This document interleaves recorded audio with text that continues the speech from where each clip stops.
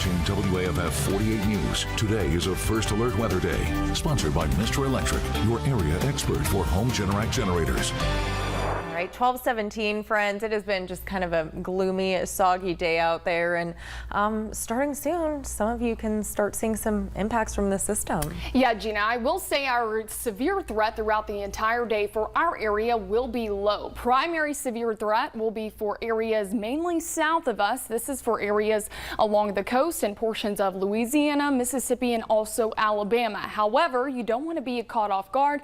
That's why we've upgraded today to a 48 first alert weather day, because we can't rule out some isolated stronger storms moving in possibly as early as 1 this afternoon, but more than likely coming right after 4 o'clock. Here's a live look at the Parkway. Most of us dry, seeing a break in the rain, and current temperatures warm, upper 60s, low 70s, and they will continue to warm possibly near 80 degrees. That's due to a southerly breeze. Now, dew points climbing as well. You already saw the rest of the 48 first alert weather team talking about how muggy it is.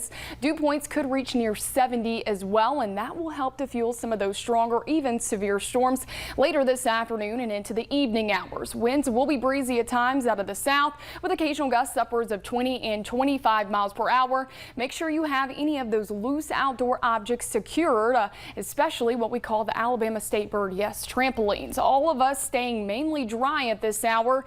The bulk of the heavier rainfall now pushed off across portions of northeast Mississippi, but this will continue to track east northeastward through the rest of your afternoon. Now, areas dealing with severe weather already, again, as well to our south across portions of southern Alabama, even southern Mississippi, including the Jackson area. They're dealing with strong damaging wind gusts up to 80 miles per hour, and they have also seen a few tornado warnings early this morning. Heading throughout the next 12 hours, our main time frame to see some of those strong to severe storms. Again, they will be isolated in nature, but it only takes one. Will be anywhere from 4 to likely 7 o'clock. We will see thunderstorms continue overnight and into your Thursday, and we might see an additional line of showers and storms develop as we head into the early morning hours on Thursday. So make sure you are staying weather alert at least for the next 12, possibly even 16 hours. Here's that main storm timeline.